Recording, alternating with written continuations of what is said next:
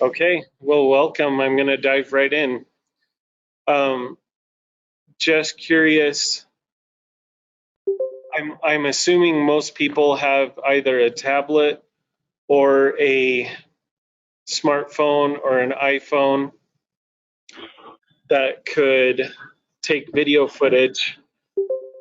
And when we finish today, that's what we're going to test out if people want to give it a shot before the webinar's done.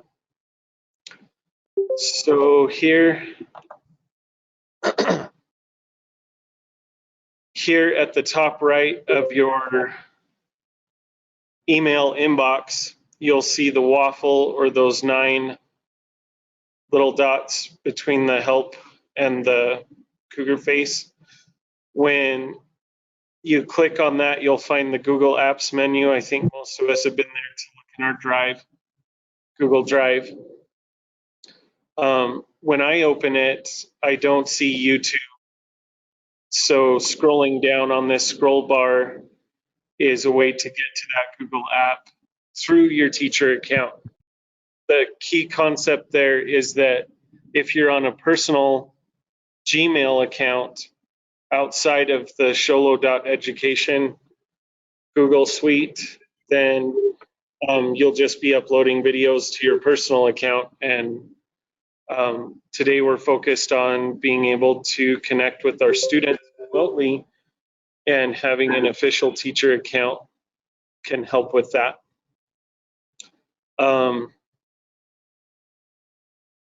On the right of that menu, there is a little scroll bar that you can pull down to find YouTube if it didn't appear as an app in the first top section of that menu. Once you find YouTube, you can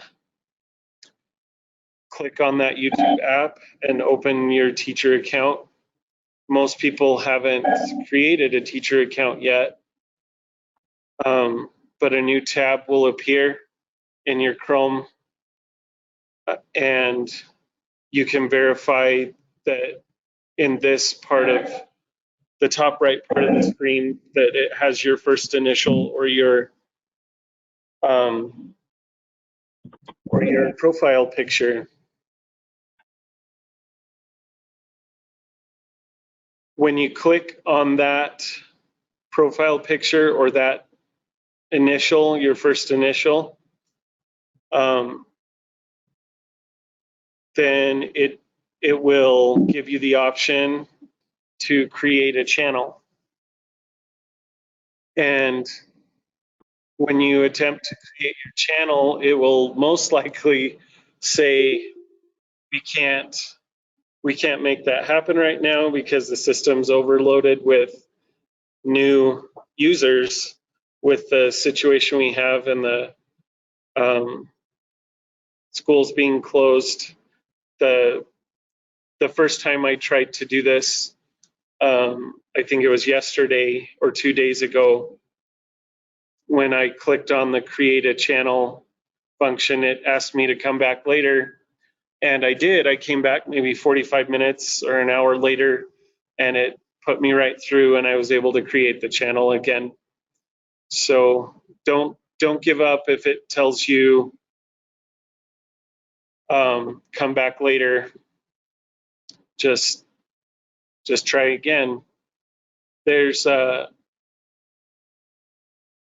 yes or no option, get started or no thanks. Obviously you want to get one started, so clicking on get started. They give you an option to make a custom class name if you wanted a teacher account that goes with your name, and then a separate teacher account that's your Spanish class or your welding class or whatever subject you're teaching. You could use a custom name, but for now I would recommend setting up a channel based on your teacher email account and that username. Then with everything cooperating, you'll successfully have that new teacher YouTube account created. I'm on, for those that are scrolling through the document and have opened it up themselves, I'm on number 12. It's page 6 of the PDF. There are a whole bunch of little enhancements to your profile of your new YouTube channel, but I would really recommend that you set up all those settings later and try to get the basic function of putting video where students can view it. And then later you can add all your preferences. But it's totally up to you what you have time for and what you want to establish in the channel settings. Number 13 says, in my case, I already had the account set up. The way you get there is in your normal YouTube website that you're used to viewing video. You can look at the user account in the top right corner, and the icon that has your initial, the first letter of your name or your profile picture, you'll click on that, and then you can see at the top of the list a menu opens with your channel as the first option. When you click on your channel, it will have either listed videos that you've already posted, or being a brand new channel, it'll be empty and prompt you to upload some video to get started.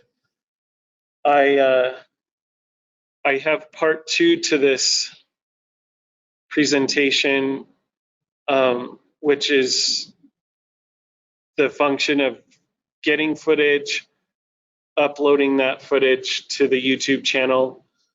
And something I didn't include on the document that we could talk about is how to post a link to that video. If you needed help doing that, I'd be glad to describe that.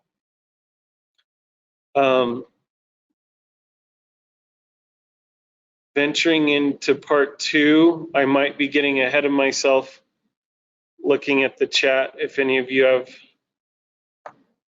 questions.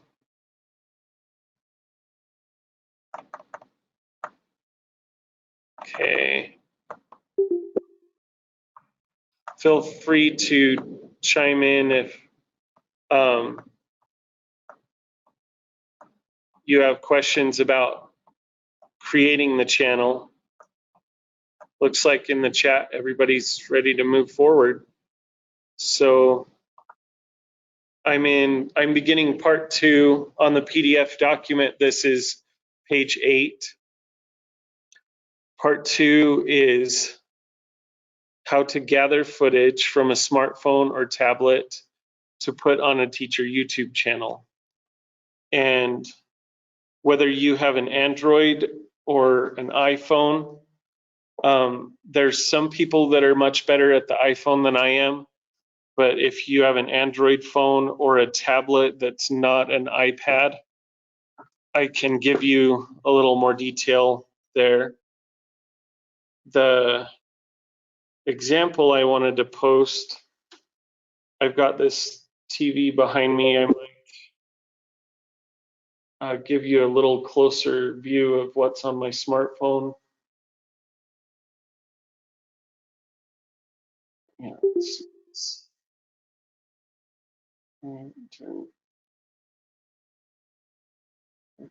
okay. So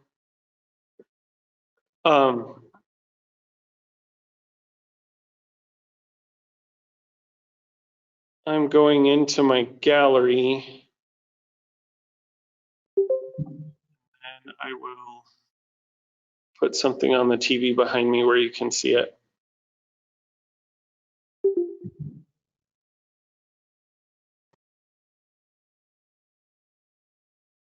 I think it'll show up.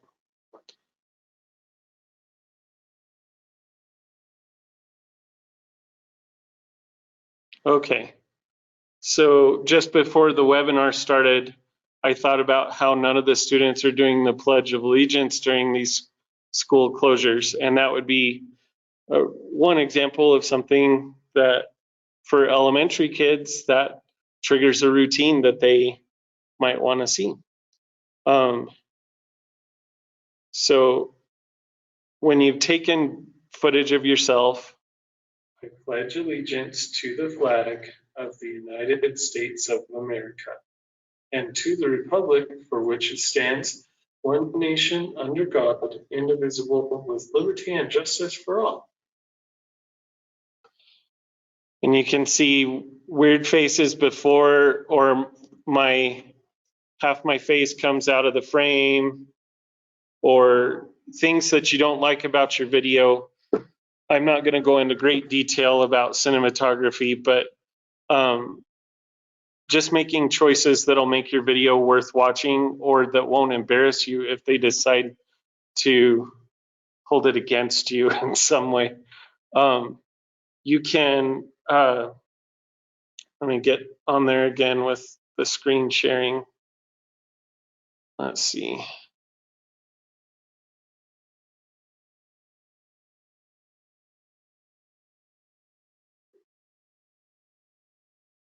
So right now it's showing what's on my phone, but it's not scrolling the way it would.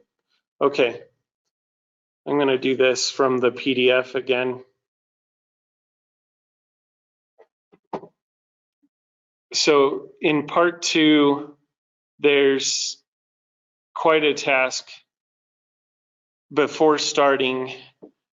I'm not sure if you already check your school email on your smartphone or on a tablet, but if you've ever accessed your school email account through a device like a phone or a tablet, there's the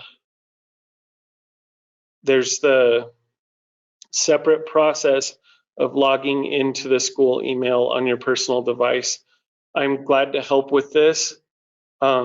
If you wanted to email me while you're trying it, I could respond to email as you manipulate the phone, and I could troubleshoot without interrupting your phone functions. And the lights turned off in my classroom, so I'm gonna. All right.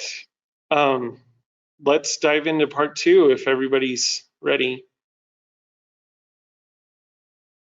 These examples are an Android screen on a smartphone, but if you have an iPhone, you should still have a camera lens and a gallery icon. This is what they look like in my smartphone. The camera lens and the gallery is this purple one right next to it. When you record video for your students, a lot of times we work against ourselves if the video is too long or if there's unnecessary fluff. So scripting yourself, keeping it brief and meaningful is a very key point for them to actually go through the time of watching you and listening to you. Making it interesting, modeling your learning tasks, everything that will take us past the dry black and white worksheet that was sent home or emailed.